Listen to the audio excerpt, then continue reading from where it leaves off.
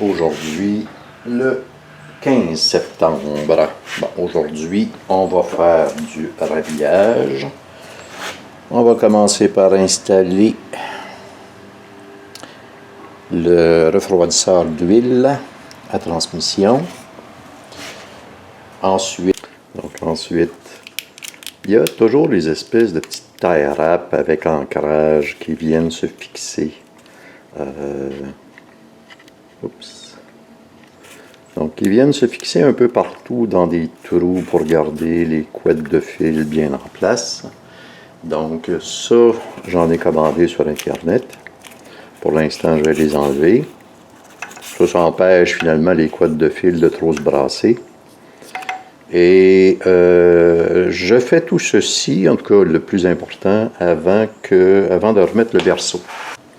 Bon, d'abord, on va aller chercher la vieille partie du filtre, le caoutchouc, qui était resté coincé à l'intérieur.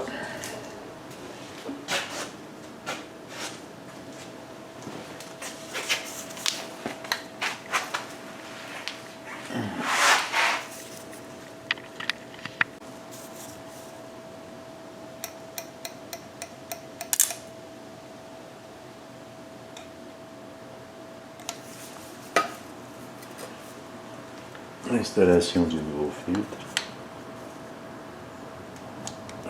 Voilà. Et finalement,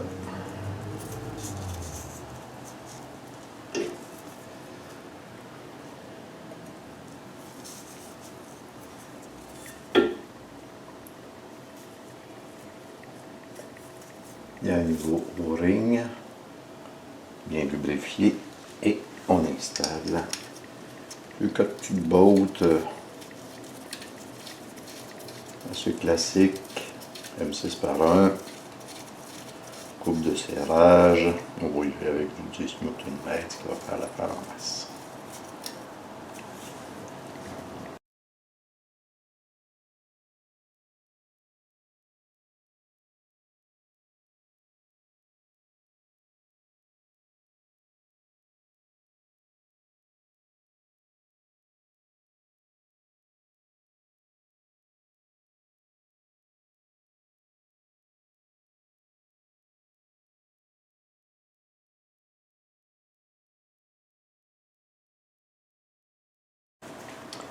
Un joint universel est toujours quelque chose de bien pratique.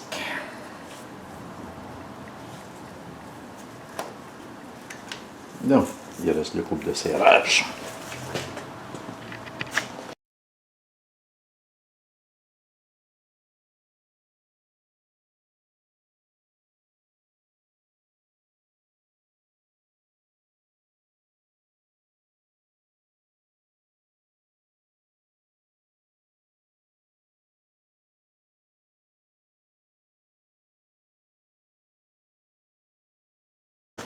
Bon, l'étape plutôt bête, plate, longue et fastidieuse qui ne paraît pas pantoute, c'est d'essayer d'extraire les tiges, les tie wraps qui sont restées coincées lorsqu'elles ont cassé.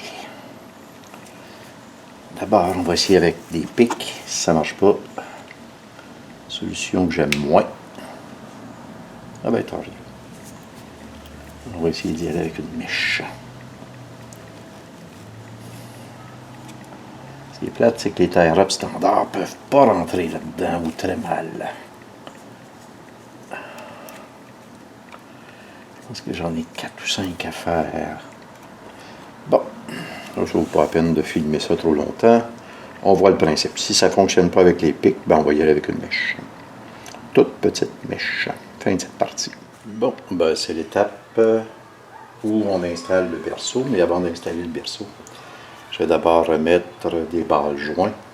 Les autres balles joints étaient encore, somme toute, assez bons, sauf que le caoutchouc qui était ici, de chaque côté, était fendu.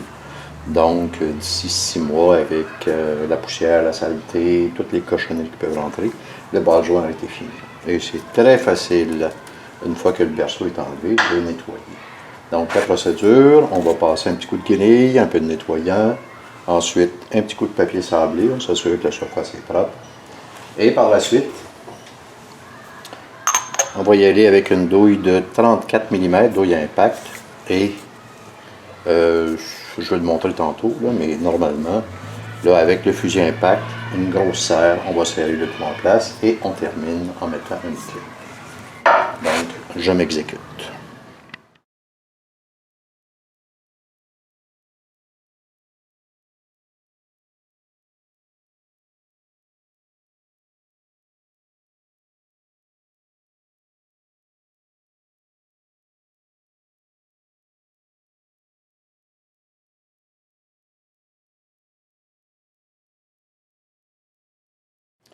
Ben ça, c'est la manchure que ça prend pour être capable d'insérer, c'est-à-dire une sorte de rallonge ici, assez ouverte, pour laisser passer la tête du bas de joint, la tige du bas de joint, et quelque chose d'assez évasé sur le dessous du bas de joint pour être capable en fait, de ne pas l'écraser.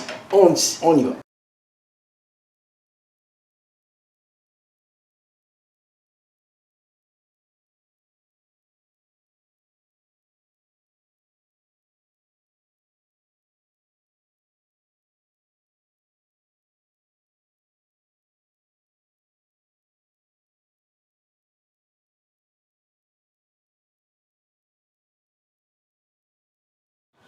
Bon, le dilemme est le suivant. Ceci, c'est pour bien maintenir le contour du bas de joint. Parce que je ne veux pas appuyer au centre. Ça va affaiblir la structure. Donc, lorsque je mets ceci, ce qui est parfait, la hauteur est bonne. L'inconvénient, c'est qu'il y a une babine sur la rondelle qui vient accrocher sur le contour de la table. Donc, je n'arrive pas à m'écraser comme il faut. Une chose à ça qui est très intéressante, c'est une douille de 34 mm qui arrive exactement de la bonne façon. Parce qu'il faut quand même rester droit pour ne pas évaser ou ovaliser ou rendre ovale le trou de la table. Mais le problème, c'est que ma serre n'est pas suffisamment haute, on peut le voir, pour accueillir tout ça. Donc, lorsque je me mets comme ceci, on va se prendre. Donc, comme je le mentionnais, la serre n'est pas suffisamment haute, j'accote ici. Bon, ben j'essaie de trouver une solution à tout ça. C'est sûr qu'il y en a une qui serait très simple, ce serait d'échancrer le contour ici, le contour de la table, le bord de la table, sauf que je ne veux pas affecter la structure, l'intégrité structurelle de la table. Je réfléchis. J'ai pas de clé de 34 mm. Si j'en avais une, ce serait bien. Le diamètre serait parfait et la hauteur, ben, ce serait pas trop. La hauteur serait correcte. On pense à tout ça et on revient là-dessus. Et oui, il paraît que la nécessité est la mère de l'invention. Donc, il a fallu que je sois inventif. D'abord, j'enlève ceci. Ah, la hauteur était bonne avec la petite patente que j'ai faite.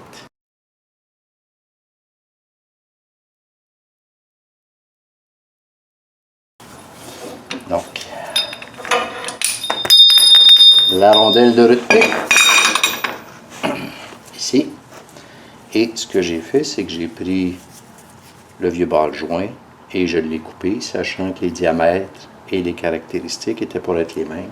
Ce qui m'a donné juste assez de dégagement pour être capable de rentrer mon ball joint. Là, ce qu'il faut regarder, c'est la lèvre qu'on a ici. Je vais essayer de faire un zoom là-dessus.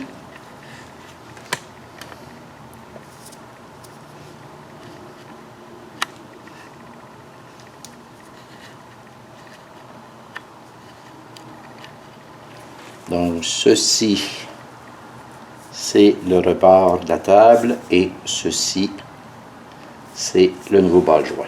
Donc, et il est, on va circuler un peu, et il n'est pas évident à déplacer, ce qui est très rassurant.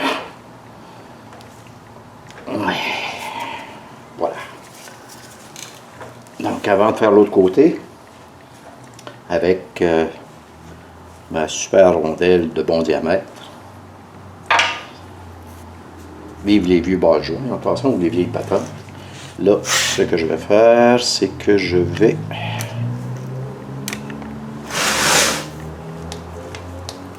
changer la tie rod ici. Normalement, si je lâche la tie rod, elle est censée se tenir toute seule, ce qui est le cas de l'autre côté. Tandis qu'ici, on voit que ça a un peu de soin. Comme c'est beaucoup plus facile à changer quand c'est sur une table comme ça que sur la voiture, allons-y, on va changer le tout.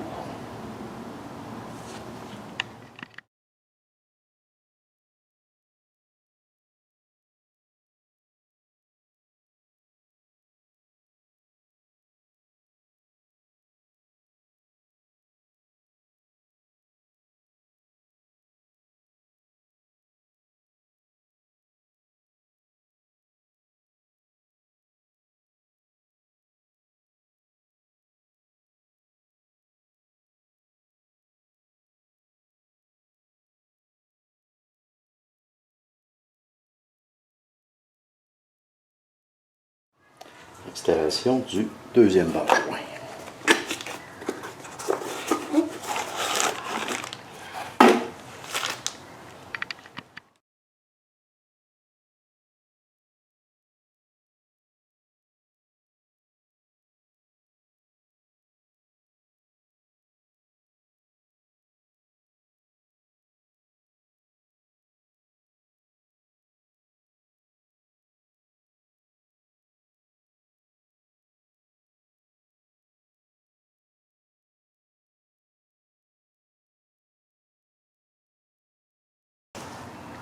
On s'assure que la clip est bien rentrée dans son trou.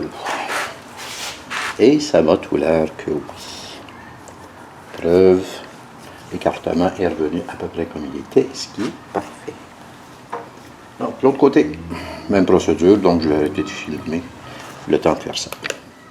Un petit détail sur la clip en question. Est-ce que cette clip-là est nécessaire? Non, pas pour le bas joint lui-même. C'est juste une question on s'assure que. Donc, une question d'assurance. Si jamais il y avait un bris de quoi que ce soit, de la base ou une fissure dans la table, mais là, à ce moment-là, on est sûr que le bas joint ne sortira pas complètement pour disloquer la roue du reste de la suspension. Donc, le fait de mettre ça, ça va. De toute façon, à l'instant où il y a un problème avec le bas joint, ça va flacoter pour la peine, mais de cette manière-ci, on est sûr que le bas joint ne sortira pas, et parce que la clip de retenue va justement le retenir en place. Bon, fin de cette partie. La prochaine étape, étant donné que le bas joint tie rod c'est fait, la prochaine étape, ça va être de nettoyer. Le berceau est retenu par 4 grosses bottes de ce genre-ci.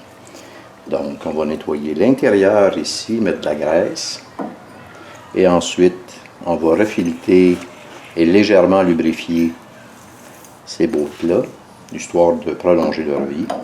Et la botte en question va aller comme ça, de sorte que je vais aussi refileter, avec ma fileteuse, je vais refileter les trous associés à ceci. Eh bien, comme on est vendredi, là, il est environ autour de 4 heures. Je pense que je vais m'arrêter là et je vais garder ça pour soit demain, parce que Lise va aller quelque part, soit lundi, en y remettant.